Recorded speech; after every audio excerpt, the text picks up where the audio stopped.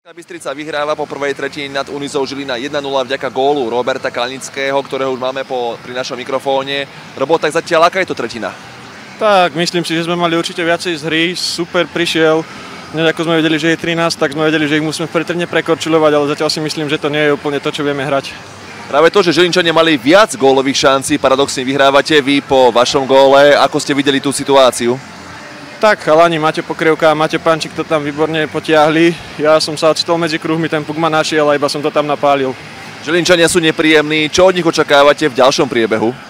Určite, pokiaľ bude stav o 1-2 góly, tak budú dotieraví, budú chcieť vyrovnať, ale myslím si, že keď dám 1-2 góliky, že by sme ich mohli zlomiť. Ďakujem pekne. Ďakujem aj ja. Pri našom mikrofóne máme hostujúceho kapitána Filipa Koreníka. Filip, tak v druhej tretine ste inkasovali 2 góly. Čomu to pripisujete? Tak, ako prvú tretinu sme ešte boli vyrovnaným superom, kým sme stačili kondične. Teraz už je to ťažšie, hráme na 13 hráčov, UMBčky je 20, takže tam je ten rozdiel hlavný.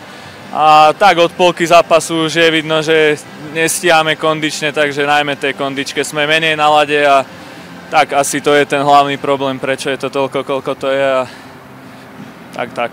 Domáci teda majú trojgólový náskok, ako vy vravíte, tých fyzických síl už nemáte dostatok, ale ešte je vo vašich silách zdramatizovať ten zápas? Tak, budeme robiť všetko preto, aby sme ho zdramatizovali. Dúfam, že nejaké šance si vytvoríme, už niečo premeníme. Mali sme tam viacero dobrých príležitostí aj pre číslení, ten gól nám tam nepadol. My sme dostali jeden smolný, ten v tej našej oslavovke a uvidíme. Budeme robiť všetko preto, aby to bolo ešte zdramatizované tento zápas. Ďakujem pekne. Banská Bystrica zvíťazila nad Unizou Žilina 4-1. Pri mikrofóne mám už trénera hostí Radoslava Bielečku. Pán tréner, aký to bol zápas? Taký, aký sme očakávali. Vieme, kde sme, vo akej fáze tréningového procesu. Čiže ja by som za tento zápas chalanov pochválil, lebo odbojovali to, odmakali to. No. Ešte pred 24 hodinami nás bolo o troch viacej a zrazu choroby, výpadky a prišli sme 13. Pán tréner, ale aj polovicu toho zápasu ste boli minimálne vyrovnaným súperom domácemu týmu. Mali ste aj viaceré dobré šance, takže to je také pozitívom do toho ďalšieho vzájomného zápasu. Tak chalanov som pochválil za odbojovaný výkon. Trošička šťastia, boli by sme to UMBčke istotne viacej znepríjemnili, bolo by to napínavejšie, ale hovorím, viem, v aké sme fáze a klobúk dole pred našimi chalanmi, že bojovali celý zápas. O týždeň domáca odveta, veríte, že vás bude viac? Tak ja dúfam, že hej, ak nepríde nejaké mimo problémy, tak istotne hej. Ďakujem pekne, držím palce. Ja si ku mne volám aj domáceho trénera Lukáša Opáta. Tak pán tréner, gratulujem k druhému víťazstvu v tejto sezóne. Ako ťažko sa rodilo? Ďakujeme pekne.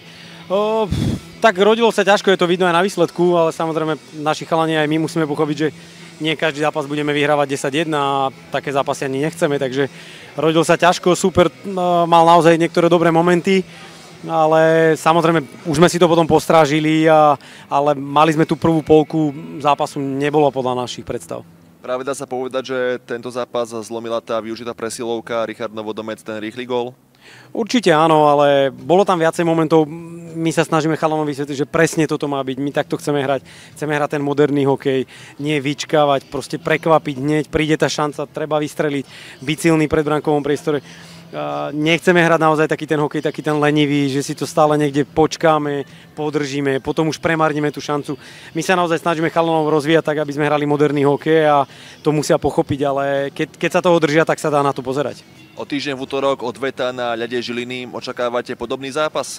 Určite áno, takže to už aj oni vedia o nás, kde máme naozaj tie silné stránky, kde je tie slabé, takže pripravujú sa na nás, je to vidno a my aj s týmto sa musíme ako keby vžiť, aj tí chalani pochopiť, že momentálne sme naozaj vo fáze 2-3 roky, že dominujeme, ale dominancia na papieri nič neznamená, treba to vždy ukázať na lade a musíme sa s tým žiť, že každý super nás chce poraziť, každý super nám chce zobrať nejaké body a o to ťažšie sa hrá a vedieť dominovať nie je tiež jednoduché, takže aj s týmto pracujeme, ale taktiež sme na začiatku a je september alebo október a všetko sa aj tak rieši v marci a v apríli. Ďakujem pekne za rozhovor. Ďakujem pekne. A od nás je to na túto chvíľu všetko. Želám vám ešte pekný zvyšok tohto večera. Dovidenia.